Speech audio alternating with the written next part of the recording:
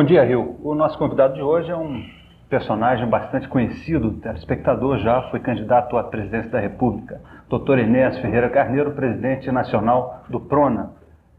Se notabilizou na campanha eleitoral, especialmente por ter conseguido, em poucos segundos que deram de chance para falar durante os programas eleitorais na televisão, ele conseguiu passar um recado e ficou nacionalmente conhecido.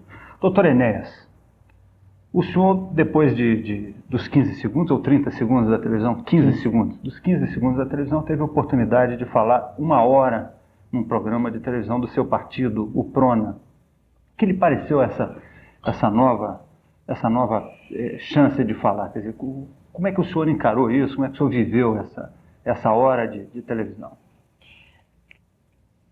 Foi, sem dúvida, uma experiência muito boa para nós. Quando eu digo para nós, para o grupo todo, né, de que faço parte. Porque nós tivemos a oportunidade de transmitir para o telespectador uma visão razoavelmente detalhada da situação em que o país se encontra, tanto do ponto de vista político, quanto do ponto de vista econômico e social. Uma realidade que, na maioria das vezes, não é mostrada na tela da televisão. Aparece às vezes. Mas que resposta o senhor obteve dessa hora de televisão na rua, nos seus contatos com seus alunos, seus pacientes, seus amigos, com as pessoas que o conhecem ou reconhecem na rua e vêm falar com o senhor? Bom, já após os 15 segundos eu tinha conseguido ser reconhecido e havia, eu não sei explicar porquê, uma sensação de simpatia por parte do público em todos os lugares, em todas as cidades do Brasil por onde eu passava. Após esse intervalo bem maior de 1 hora, como o senhor mesmo acaba de falar, de mencionar, o resultado foi muito maior, né? Agora, em qualquer lugar, em qualquer rua, de qualquer cidade, as manifestações aumentaram muito. No que concerne a telefonemas, só no Rio nós tivemos quase 1.000 telefonemas, entre 700 e 1.000.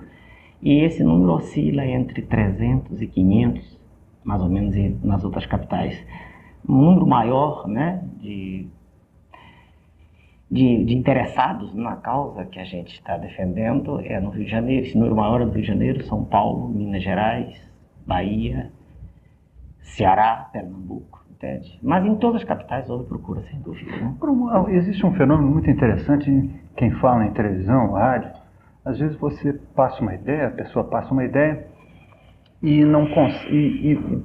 Essa ideia é bem aceita, quer dizer, a impressão que se tem, bom, a ideia foi bem aceita, mas aí se percebe que a ideia não foi bem entendida do outro lado, quer dizer, que a pessoa gostou mais da postura de quem falou, do jeito que a pessoa falou. Isso não acontece em relação... Veja o senhor, quando eu falava apenas 15 segundos, era pedir demais para uma pessoa que tem um nível mínimo de instrução, que está habituada a pensar com os elementos que a televisão lhe propicia.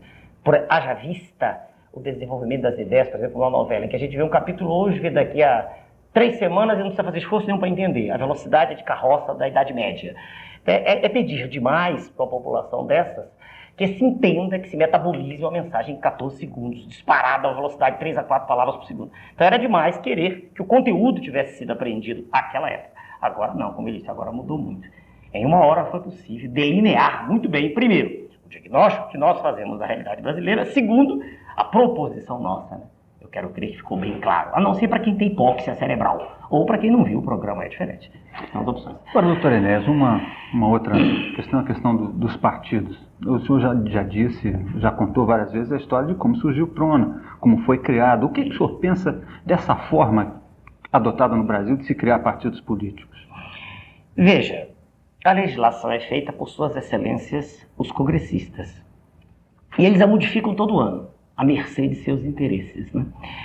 Então, a feitura da realização de um partido para a obtenção do registro provisório exige que aqueles que se propõem fazer isso tenham uma razoável penetração no país. Haja vista, veja o senhor, a exigência de um mínimo de 9 estados, em cada estado 1/5 dos municípios, 1/5 do total dos municípios para o provisório com 3 pessoas em cada cidade. Isso não é tão pouco. Uma pessoa desconhecida não faz isso. Como é que os partidos são feitos? Geralmente com apoios, né? Um apoia o outro. É assim, o senhor vê que são filhos, primos uns dos outros. São todos interligados, né? É difícil um partido emergir como o nosso nasceu, sem nenhuma vinculação com a classe que está, a classe política. É muito difícil. Isso eu não conheço exemplo, entende? Aqui na história do país. Se o senhor perguntar, por que houve tantos naquela época? Porque o Tribunal Superior Eleitoral abriu mão de uma exigência jurídica, que é a exigência de ter representação, veja, nas chamadas comissões municipais. Não sei se o senhor está a par, naquela época, em 89, o TSE abriu mão desses, não sei por que o fez, abriu mão, e aí sim, ficou fácil. Com 7 pessoas em cada capital, constituía-se um partido com registro eleitoral. É mais fácil, né? Entende? Digamos, 9 estados, 7 pessoas em cada capital, muito fácil. Foi realmente assim que houve a eclosão de um mundo. Está acompanhando, senhor? A eclosão de um mundo. Isso é para o provisório, para o definitivo, não. Sim, mas eu gostaria que o senhor nos dissesse, quer dizer, o que é que o senhor pensa a respeito do resultado dessas coisas. Tá bem, são os congressistas que definem isso, mas agora o resultado disso no desenvolvimento político do país, no desenvolvimento da democracia do país. Veja bem, tudo isso é muito confuso. Muito. Porque não foi até agora definido em nenhum país do mundo, que eu saiba. Precisa ter cuidado. Nada garante que eu tenha a informação completa de tudo que se passa no mundo. Mas não foi definido um processo através do qual o povo tenha a representação real, a não ser através de partidos políticos. Entende? Se fosse apresentada uma outra maneira, mas ainda não foi. Falta esse modelo que aí está, o senhor vê, da chamada democracia. Eu digo da chamada porque eu não acredito nisso. Eu não vejo o povo ser representado. Eu vejo suas excelências, os congressistas, como elementos que cuidam dos seus próprios interesses. E isso se estende às assembleias legislativas, às câmaras, o processo é o mesmo. Agora, se o senhor perguntar algo melhor, eu não conheço. Se eu conhecesse, eu proporia agora. Eu proponho, sim, que o legislador, em qualquer desses níveis, quer dizer, que o elemento que vai para o poder legislativo, passe a trabalhar recebendo um estipêndio simbólico, aí sim, entende? Que política deixe de ser uma profissão rendosa, isso eu proponho, tá me entendendo? Isso é uma proposição do PRONA, nossa. Quer dizer, o indivíduo vai para a Câmara, ou vai para a Assembleia, ou vai para o Congresso, ele vai lá uma vez por semana, uma vez por quinzena, uma vez por mês, na dependência das necessidades do local onde ele está, da cidade, e aí ele ganha passagem e ele continua no seu trabalho, tá me entendendo? Ele volta, ele não perde o contato com aqueles que o elegeram, com aqueles que ele diz representar. Isso é uma proposição nossa, tá acompanhando? Agora, como está aí, realmente, eu não vejo representação nenhuma. Eu vejo um indivíduo, por exemplo, ele é um pedreiro, ele é engenheiro, ele larga a sua profissão e passa a ter uma posição de privilégios, né? É difícil ele se recordar daquele grupo, né? Mas pensando na profissão do sujeito, pedreiro, é médico, é engenheiro, exato. Nós estaríamos pensando em questão de classe. Mas não a questão, assim, o problema talvez maior não fosse de ideias. Doutrinárias, de ideias. No nosso caso é de ideias, o problema não é de classe. Não é corporativista, de jeito nenhum. Quando eu lancei a ideia básica, não sei se o senhor acompanhou, era de levantar, de fazer reacender no indivíduo a chama de cidadania que está quase apagada, né? Era fazer com que o indivíduo passasse a acreditar no outro. Era fazer com que deixasse de existir esse bando desordenado que compõe hoje a sociedade brasileira, em que cada um luta pelos seus próprios interesses. Essa é a ideia do programa, mas não é geral, o senhor deve ver nos outros partidos. O senhor vê que um diz assim, partido de tal grupo, partido de tal grupo. O senhor sabe disso, né? E isso é ruim, sem dúvida. Esse corporativismo é muito ruim. Doutor Enéas, vamos interromper um instante para os comerciais, voltamos daqui a pouquinho. Até já. O nosso convidado de hoje é o Dr. Enéas Ferreira Carneiro, ele é presidente nacional do PRONA. Doutor Enéas, agora no intervalo, o senhor estava falando, quer dizer, do seu ingresso na política, quer dizer, que num determinado momento o senhor estava indignado com a atividade política do país. Exatamente. E que veio para isso, mas que não quer participar do sindicato dos políticos. Como é que o senhor entende esse sindicato? O que é isso? Veja o senhor, os políticos traçam as regras que regem o comportamento da sociedade. O senhor concorda? Todo mundo sabe disso. Os políticos ditam a política econômica, a política educacional, a política de habitação, de transporte, etc. Toda a vida do país, queira a gente ou não, é determinada pela atividade política. Normalmente o cidadão não tem consciência disso. O cidadão comum, e eu me ponho entre eles, diz assim, eu não tenho nada a ver com isso. Né? Vou estudar como eu fiz a vida toda, estudei medicina, estudei ciências exatas, estudei ciências humanas. Isso é problema deles. Mas, num certo instante, a gente percebe, né, que a gente é controlado pela atividade política. A educação que os nossos filhos recebem na escola é determinada por eles, etc. Quando eu digo sindicato, eu quero dizer o seguinte, o que é um sindicato? Não é um órgão que defende uma classe? Ora, os políticos constituem o mais forte sindicato do país. Veja bem, primeiro tem a imprensa do lado deles, todos os dias. É só um deputado federal telefonar a imprensa toda, para a declaração que tem que fazer. Segundo, eles têm imunidade, o senhor sabe também disso. Terceiro, eles ditam os seus próprios vencimentos. Nenhuma classe tem condição de fazer isso. O pobre do trabalhador, o senhor questionário, ele briga para conseguir um miserável aumento. Eles determinam os patamares deles. Então eles constituíram o mais forte sindicato do país. Não é de direito, mas é de fato. É isso que eu quis dizer.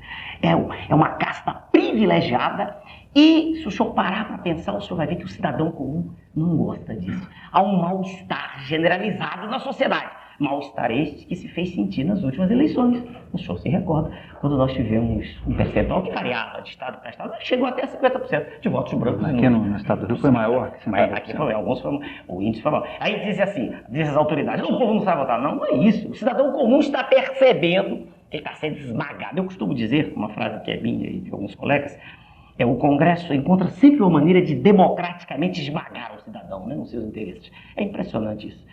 Quer dizer, a solução, a meu ver, pelo menos uma solução que se propõe, é fazer com que mude o modelo. Não é mudar o indivíduo ali, não tem como, mudar o modelo. Fazer com que pouco a pouco se aproximem cidadãos que trabalham, que produzem para a nação. E que eles digam, não, está na hora de eu entrar nisso. Foi só isso que eu fiz, entendeu, senhor? E o que eu lhe digo agora, eu já disse em dezenas, em centenas, já mais de 1000 entrevistas, já são milhares, ao longo do país. Eu não quero pertencer a esse sindicato. Senão eu teria sido deputado, não teria sido difícil. Isso os jornalistas mesmo reconhecem, né? Não houve nenhuma contradição em toda essa carreira política em que eu me lancei. Eu não quero pertencer a esse sindicato. Quando eu disse que quero ser presidente da República, é porque face à estrutura geral prevista da Constituição... Não há como ir para o Congresso sem pertencer a esse... Olha, a gente nota tentativas, né? Homens de bem há em todos os lugares. Todos os lugares, né? Cidadãos com vontade de direitar em qualquer lugar, sem dúvida. De pedreiros a engenheiros nucleares. Há homens de bem e há homens de bem também. Mas não conseguem fazer nada, veja o senhor. Porque se o poder executivo é monocrático, o legislativo não é, né? O senhor vê todas as medidas como elas são esmagadas no nascedouro, né? O Congresso constitui hoje um conjunto harmônico e coeso que, tristemente, age com inépcia naquilo que concerne, naquilo que tange aos interesses primordiais da nação. Não há dúvida quanto a isso. Isso é entristecedor, mas é verdade. É uma verdade triste, com a qual a gente tem que conviver, não é? Agora, doutor Enéas, nós temos vivido aí há muitos anos já de plano econômico em plano econômico em busca de um que solucione os nossos problemas. O que é que o senhor pensa disso, dessa forma da gente enfrentar os problemas do país? Eu vi... Douglas, o nome do senhor, né? Seu Douglas. Eu vi, em 1986, uma tentativa que foi, a meu ver, e na concepção de qualquer pessoa lúcida e bem intencionada... 86? 86, o Cruzado. Plano Cruzado. Na verdade, era o Plano de Estabilização Econômica, né? Que foi conhecido, nossa população, como Plano Cruzado. Eu vi naquela época uma tentativa, veja o senhor, teórica, e que teria sido prática, de endireitar o país. Eu estudei o assunto naquela época, e naquela época, o senhor se recorda, o cidadão comum, ele pode não ter preparo, mas ele tem sensibilidade. Eu costumo dizer, o homem comum que não estudou, e ele é a maioria no nosso país, né? Ele percebe, ele sente quando algo é a favor dele. E nós todos vimos, o senhor é bem mais novo que eu, mas na época acompanhou bem, faz 5 anos, o senhor viu a mobilização popular gigantesca, né? O cidadão sentia naquela ocasião que estava havendo uma redistribuição de renda a favor dele. A política de juros baixos, né? O que foi que fez o governo? Tristemente, na época, Sua Excelência, o Presidente da República. Quer dizer, ele poderia, com as rédeas na mão, ele tendo o maior de todos os poderes, que é o povo do lado, ele poderia ter melhorado um pouco. Ele não precisava manter os juros naquele patamar tão baixo, que aí o sistema financeiro quebraria. E nós não íamos fazer, eu digo nós, o povo, ninguém estava pensando em fazer revolução socialista, né? Mas teria sido possível, melhorando um pouquinho as taxas de juros, salvar as instituições financeiras sem apenar, né, a população. E foi o oposto, né? As taxas foram lá para cima, o senhor viu o desmoronamento da confiança do cidadão comum. E a partir dali, perdoe-me, senhor, eu não vi mais nenhuma tentativa que visasse a corrigir essa distribuição de renda que nos reflete uma iniquidade social terrível. Eu mostrei no meu programa, se você já havia visto. Nós temos hoje, no nível de distribuição de renda, o antepenúltimo lugar do mundo, perto de Honduras e Serra Leoa, África, é um absurdo. Entende? Nós temos índices de bem-estar social que são estarrecedores, né? Nós temos uma taxa de mortalidade menor de 5 anos, que é de 87 por mil, isso quer dizer, de 0 a 5 anos, em cada 1000 crianças morrem 87, e fala-se modernismo, isso é ridículo, isso é de um cinismo profundo. Eu costumo dizer, Suas Excelências, os governantes, pensam que todo mundo é imbecil, entende? Quer dizer, é só abrir relatórios do Banco Mundial e ver onde nós estamos. Eu estou falando do ponto de vista de bem-estar social, eu não estou falando de produção. Em produção nós estamos entre as 10 maiores, do que adianta isso? Daqui a pouco nós chegamos a ser a primeira economia do mundo. E se teremos o maior número de famintos do mundo, não interessa nada. Bom, e também isso é mentira, que a produção também não está aumentando. Em um ano agora de Sua Excelência, o presidente, o senhor sabe que a produção caiu também. Isso é outra farsa. 4,3%. 4,6% foi o último índice. Não, foi o último. E nada, isso, veja bem, isso é o formal. E é informal? Né? A gente não sabe, porque realmente muito se produz e não aparece. Quer dizer, de tudo que se apresenta, e estatística também é uma coisa perigosa num país subdesenvolvido como o nosso, eu costumo dizer para os telespectadores, estatística é uma ciência segundo a qual, se eu como um frango e o senhor não come nenhum, nós comemos meio cada um. Isso é uma beleza, né? Com estatística se fala assim, a expectativa de vida é 63 anos. Mas não é, isso é a média. Lá pro Nordeste, ué. Gente com 30 e poucos anos tá velho, com 50 anos já morreu. A expectativa de vida do Nordeste é de 50, 51 anos. Então agora, aposentar o sujeito de 65, aí dizer assim, não, na maior parte dos países do mundo, o sujeito se aposenta com 65 anos. Peraí, vai comparar com o Brasil, 65 o sujeito morreu. Não é? É só, nós temos 60 milhões de pessoas ganhando entre 0 e 1 salário mínimo, isso é um absurdo. Né? Quer dizer, a verdade, crua, triste, né? Mas quando alguém me chama como senhor, porque eu perguntei o convite, eu digo a verdade, senão eu não viria aqui. A verdade triste, dolorida, é que nós vivemos num país de mentira. Né? De mentira. Suas excelências, os nossos governantes, mentem com um cinismo tão grande e com tanta propriedade, com tanta veemência que parece até dizer a verdade para qualquer pessoa que não esteja bem informada. Doutor Enéas, vou interromper novamente para os comerciais, voltamos daqui a pouquinho. Até já. Bom, o programa O Rio é Nosso está de volta. O nosso entrevistado é o doutor Enéas Ferreira Carneiro, que é presidente nacional do PRONA. Doutor Enéas, o seu partido tem um projeto para o país? E haveria condições assim, de sintetizar o que é esse projeto? Muito bem, a pergunta é muito abrangente. Né? Vamos tentar, de modo mais sintético possível, responder ao senhor. Tem um projeto, sim. Algumas ideias gerais estão bem estruturadas já. Outras dependem da conjuntura, do momento, né? Que nós tivemos em 94. Algumas coisas, por exemplo, já para definir. Primeiro, a política econômica, da qual decorre tudo mais. Aliás, não. Primeiro, o modelo político geral. O modelo político geral, se nós chegarmos lá, ou quando chegarmos, eu não sei, né, como dizer, será o modelo em que o dirigente diz a verdade. Isso já é... Quer dizer, o modelo político muda em relação à ética, então. Exatamente. Esse, para mim e para aqueles que estão comigo, é o ponto primacial. Quando o dirigente vem à tela da televisão, quer dizer, vem diante da câmera, e o que ele diz, e entre o que ele diz e a realidade existe um hiato gigantesco, ninguém pode acreditar nele. Começa assim, o sorriso falso, a hipocrisia, isso tudo é, por nós, derriscado dos pronunciamentos de quem estiver conosco. Nós já temos hoje representação em praticamente todo o Brasil. Então, primeiro ponto, o projeto é esse, dizer a verdade. Só um parênteses. O PRONA tem deputado em algum lugar do país? Não, tem um vereador que não fomos nós que elegemos. Aproximou-se de nós, do Ceará. É o do Ceará? Fortaleza. O partido já estava pronto. Né? E foi feito sem que nós tivéssemos procurado nenhum profissional. Eu disse desde o início, claro que há profissionais sérios e políticos, mas eu não sei onde eles estão. Entendeu? Não sei. Era preciso que eu acompanhasse a vida política de todos eles, e eu nunca fui um profissional da política, entende? Eu não tinha essa informação em mão.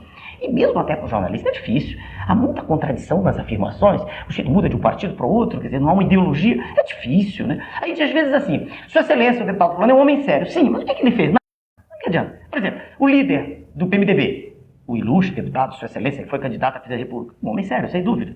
Não há nenhuma nódoa em sua vida. Sim, sem dúvida. Mas o que fez? O que adianta mostrar crianças com fome nas ruas se desde a década de 40 elas já estavam aí? Quer dizer, elas não. Os bisavós, né, os trisavós, já estavam aí com fome. Não fez nada. Que adianta, entendeu? Então não é só ser sério. É condição necessária, mas não é suficiente. É preciso fazer. É preciso sair desse modelo de faz... Bom, eu saí um pouco do assunto. Primeiro, o projeto. Então, primeiro isso, dizer a verdade. Quer dizer, estabelecer uma correspondência bionívoca entre o que é dito e o fato. Não há esgoto. Estive em Cubatão há pouco tempo agora, a convite deles, né? E Suas Excelências, os dirigentes, para falar sobre política e saúde. Disse-me a secretária de saúde, ou secretária, a moça é assistente dele, secretária. Doutor Ernesto, quando nós chegamos aqui, não havia 1 metro de esgoto. Não havia imagina que absurdo. Estava sendo construído um teatro com 1000 lugares. Ora, isso é uma inconsequência, né? Entende? Então não há discussão, tem que haver discussão longa. Então, primeiro, tem que haver correspondência entre o que é dito e o fato. Há recursos? Há. Sem dúvida. Eu consultei uma autoridade conspícua no assunto, o professor Derso Garcia Munhoz, que é professor, não é do meu partido, é professor de política econômica da Universidade de Brasília. Há recursos. Só durante a década, essa última que acabou, foram desviados dos recursos nacionais 100 bi, com letra B de bravo, 100 bilhões de dólares para especulação financeira. Pronto, então há recursos. Primeira meta, então, a correspondência bionívoca entre o que é dito e o fato. Segunda coisa, é prioritário, mas é prioritário, é a política econômica. Política de juros baixos, os mais baixos, quanto for possível, 6 a 10% ao ano acima da inflação, seja lá qual for. E não, como foi há pouco tempo, o senhor se recorda, juros de 10, 15% ao mês. Isso é um absurdo.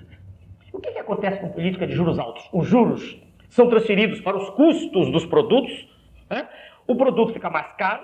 Veja bem, o empresário tem dificuldade de apanhar recursos, sim, porque nem o empresário põe o que é seu. Ele trabalha com capital de banco. O banco é o sócio, em última análise, dos empresários. Então, política de juros baixos pode ser ruim para o sistema financeiro, mas é excelente para a produção. Não é? Isso estou dizendo, definido já, juros baixos. E aí, imediatamente, as áreas básicas. O senhor sabe, a área de saúde, eu sou médico, estou metido nela, né? Dei aula para mais de 20 mil médicos, e a área de educação. Eu até digo que saúde está na frente de educação, está tudo junto, mas saúde, porque, como disse um ex-ministro, eu gostei muito da frase, não é a minha, ele disse, mortos não aprendem a ler. Quer dizer, do jeito que vai, né? É preciso injeção vultosa de recursos nessas áreas, mas isso tem que ser imediato. Eu costumo dizer, e disse nesse programa, aqui o senhor não assistiu, o senhor não pôde, como o senhor me disse, mas eu disse assim, ou o governo imediatamente assume uma posição, e não vai assumir, não está assumindo, voltada para o bem-estar das camadas menos favorecidas, com uma injeção vultosa de recursos nessa área, ou faz isso, ou assistiremos, eu disse, como já vimos assistindo ao crescimento de uma horta, e o senhor sabe que está aumentando, uma legião de famintos, depredando lojas, assaltando casas, arrancando as pessoas dos carros, e tem que fazer isso mesmo, estão com fome. E ainda mais estimulados e liderados, eu disse, pela esquerda, que tristemente tem como seus líderes um grupo de pacóvios, entende? Que não conseguiram perceber, eu estou repetindo o que disse, nem com a experiência, que isso também não leva a nada. Não é levando a invadir, a quebrar, que se resolve. Agora é preciso uma solução rápida, muito rápida. Doutor Enéas, o nosso tempo lamentavelmente terminou. Eu quero agradecer muito a sua participação no nosso programa, que fica sempre à sua disposição. O programa O Rio é Nosso termina por aqui. Nós voltamos amanhã às 7h30 da manhã com mais entrevista e informações. Até lá.